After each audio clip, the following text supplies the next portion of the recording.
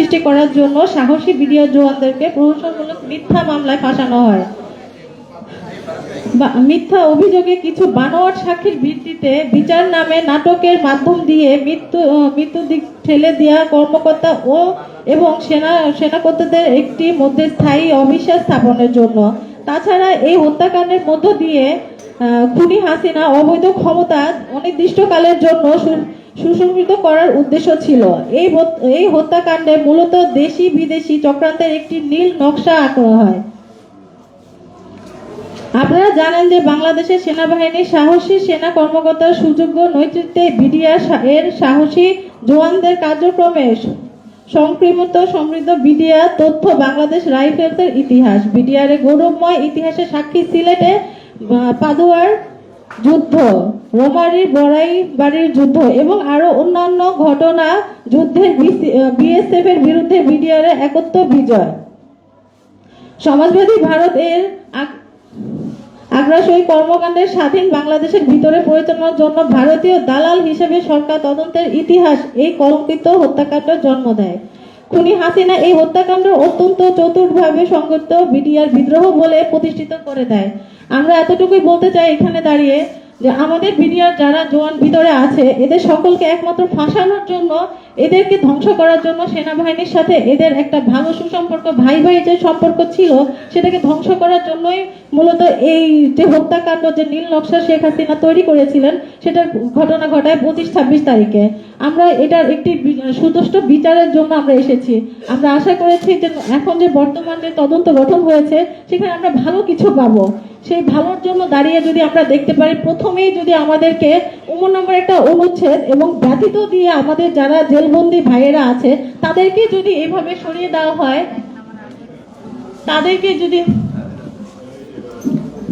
তাদেরকে যদি বহিরাগত করে রাখা হয় এবং তাদেরকে যদি সুষ্ঠু তদন্তের আওতায় না আনা হয়, তাহলে আমি কিভাবে আমার ভাইয়ের সঠিক তদন্তের জন্য সঠিক বিচারটা আমরা পাবো?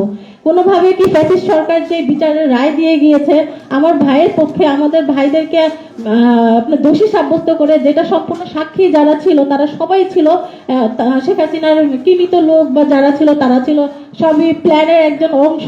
এটা জানার পরে আমরা কিভাবে তার দেওয়া যে রায়টা ছিল ওটাকে মেনে নিব? এবং বর্তমানে যে তদন্ত শুরু হয়েছে, যারা আমাদের এই স্বাধীন তদন্ত কমিশনে আছে তাদের মাধ্যমে আমাদের নম্বর যে অনুচ্ছেদটা দিয়েছে এবং ব্যতীত রেখে, আমরা এই ব্যতীত এবং নম্বর অনুচ্ছেদের জন্যই কিন্তু আজকে এখানে দাঁড়িয়ে আমাদের কষ্টটা প্রকাশ করতে এসেছি যে তারা কেন এই কাজটা করে আমাদেরকে আলাদা করে রেখে, যারা অলরেডি আমাদের বিচারের আওতায় আসেনি তাদেরকে রেখেই যদি, যাদেরকে রাখা উচিত, যাদেরকে দিয়ে এইটার মানে পূর্ণ তদন্ত সম্ভব, তাদেরকেই যদি আমরা তদন্তে না রাখি এবং তখন যদি আমরা এটা তদন্ত শুরু করি, তাহলে কি কোনোভাবে আমার ভাই বিডিআর এর যত ভাইয়েরা আছে প্রায় 850 বিডিআর এখন যারা বন্দী আছে তাদের সাথে কি ন্যায় বিচার সম্ভব?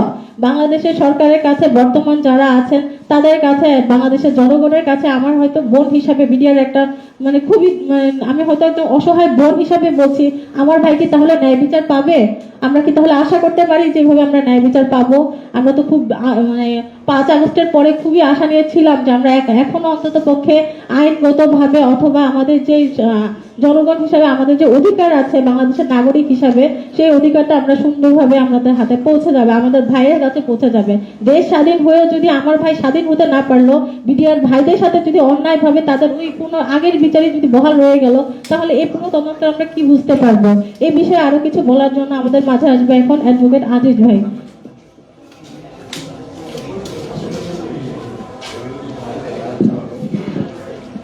জি, ধন্যবাদ তানিয়া আপুকে ওনার সুন্দর বক্তব্যটা দেওয়ার জন্য।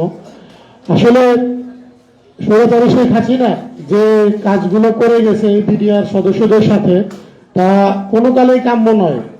আপনারা জেনে থাকবেন যে অনেক মিডিয়াতে এবং ইউটিউব চ্যানেলে অনেক জায়গাতেই প্রকাশ হওয়া শুরু হয়ে গিয়েছে যে ঘটনাটা আসলে কিভাবে ঘটেছিল, কারা ঘটিয়েছিল। সেই বিষয়ে একটু আলোকপাত করবেন আমাদের অ্যাডভোকেট আজিজ ভাই। আমি ওনাকে আমন্ত্রণ জানাচ্ছি।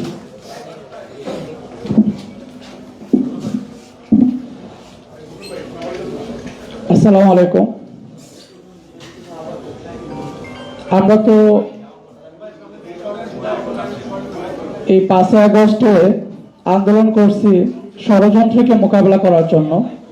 যদি ষড়যন্ত্র যদি চলমান থাকে তাহলে আমাদেরকে আবার রাস্তা নামতে হবে। তা আমরা তো সর্বপ্রথম চেয়েছি যে একটি ন্যায় বিচার হোক। ন্যায় বিচার কিভাবে হবে? একটি স্বাধীন তদন্ত কমিশনের জন্য কিন্তু আমরা প্রথম লড়াই করেছি। যদি কমিশন যদি স্বাধীন না হয়, শর্তযুক্ত যদি কোনো কমিশন হয়, তাহলে তো আমরা ন্যায় বিচার থেকে বঞ্চিত হব। তো সেক্ষেত্রে ন্যায় বিচার শুধুমাত্র আমরা যারা কারা নির্যাতিত পরিবার তাই নয়, আমরা চাচ্ছি যে যারা শহীদ পরিবার তাদেরকে নিয়ে একটি ন্যায় বিচার প্রতিষ্ঠা করা। সেক্ষেত্রে আমরা এই পর্যন্ত এই মামলা যদি আমরা দেখতে পাই, এই মামলার যে প্রধান আসামি তাদেরকে কিন্তু বাদ দিয়ে কিন্তু মামলাটা করা হয়েছে। সেক্ষেত্রে আজকে আপনাদের সামনে কিছু তথ্যচিত্র আজকে দেখাবো।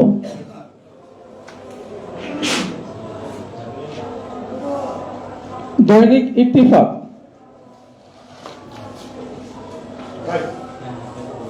হত্যাকাণ্ডের মূল পরিকল্পনাকারী শেখ হাসিনা। জি, হত্যাকাণ্ডের মূল পরিকল্পনাকারী হচ্ছেন শেখ হাসিনা। উনি তো আসামি হন নাই। বিডিআর বিদ্রোহে মানে হত্যাকাণ্ডে আর কি ওরা বিদ্রোহ লিখছে। বিডিআর বিদ্রোহে হোটেল এম্পিরিয়ালে অবস্থান ছিল খুনি ও গোয়েন্দা চক্রের। দৈনিক সচেতন বার্তা,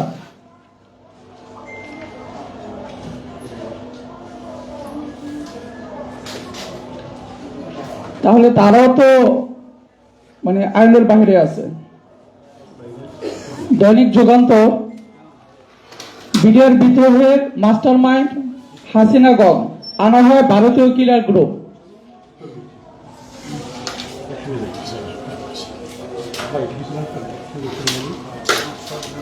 দৈনিক জনকণ্ঠ,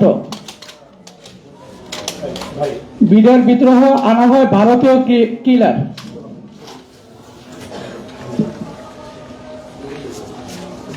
দৈনিক আমার দেশ, বিডিআর হত্যার মাস্টারমাইন্ড হাসিনা গং। এই পর্যন্ত যতগুলো তথ্য উপাত্ত আপনাদের কাছে উপস্থিত করলাম, যে প্রত্যেকটাতেই বলা হচ্ছে যে এখানে হাসিনা গংরা জড়িত। তাহলে তারা কি এই মামলার আসামি হয়েছে?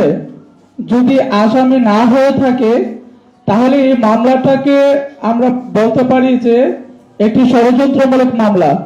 সেক্ষেত্রে আমরা সিআরপিসির 401, সিআরপিসির 494, সিআরপিসির 497 এবং আমাদের সংবিধানের আর্টিকেল 49 অর্থাৎ 49 অনুযায়ী আমরা কিন্তু এই মামলাটিকে স্থগিত অথবা আসামিদেরকে শর্তযুক্ত অথবা শর্তহীন জামিন দিয়ে আমরা একটি ন্যায় বিচার প্রতিষ্ঠা করতে পারি।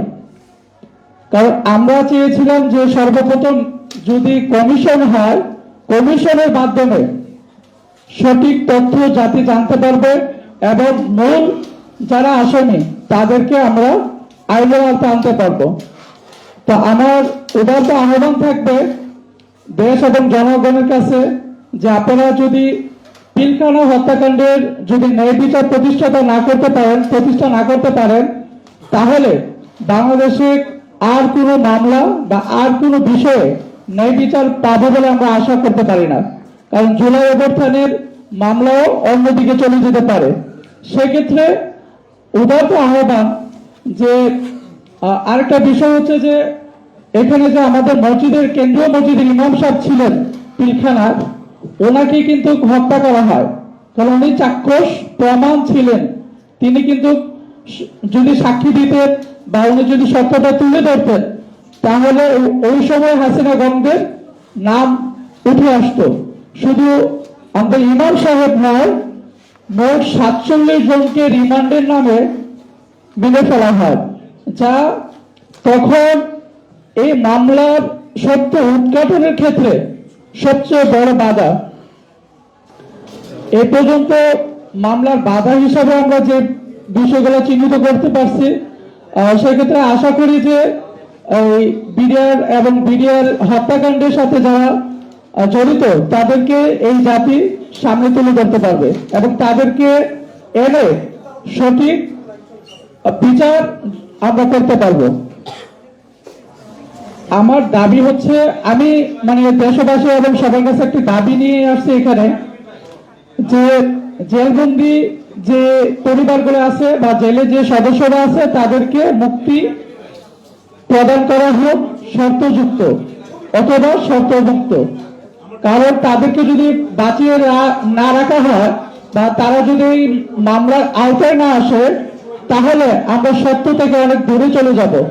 তাই উদারত আহ্বান থাকবে যে তাদেরকে মুক্তি দিয়ে সিআরপিসির 497 অনুযায়ী, যে অনেকে এখন কিন্তু বয়স্ক এবং অসুস্থ, তাদেরকে এই ধারায় কিন্তু মানে জামিন দেওয়া যেতে পারে।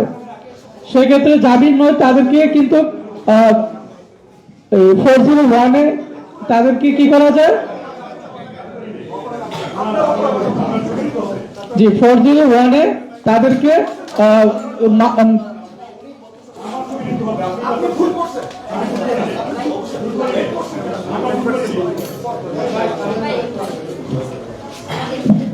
আচ্ছা ভাইয়া, আমরা একটু শান্ত হই, ঠিক আছে? আমাদের প্রোগ্রামটা চলতেছে, আমরা একটু পরে কথা বলি, শান্ত হই সবাই। ধন্যবাদ। সিআরপিসির 401 ধারা যদি আমরা অ্যাপ্লিকেশনটা করি, তাহলে কিন্তু ন্যায় বিচার আমরা যারা শহীদ পরিবার এবং যারা ক্ষতিগ্রস্ত উভয় এখানে ন্যায় বিচার পাবে বলে আশা করি। আর সর্বশেষ বিডিআর এই বিষয়ে আমি যে দাবিটা তুলতেছি, এটা হচ্ছে যে জেলবন্দীদেরকে মুক্তি শর্তযুক্ত হোক বা শর্তমুক্ত, এবং কমিশনের মাধ্যমে সত্য উদ্ঘাটন করে যারা দোষী তাদেরকে আইনের আওতায় আনা হোক, এবং বাংলাদেশের 18,519 জন বিডিআর সদস্যকে যেভাবে চাকরিচ্যুত করা হয়েছে তাদেরকে ক্ষতিপূরণ সহ চাকরিতে পুনর্বহালের ব্যবস্থা করা হোক। ধন্যবাদ।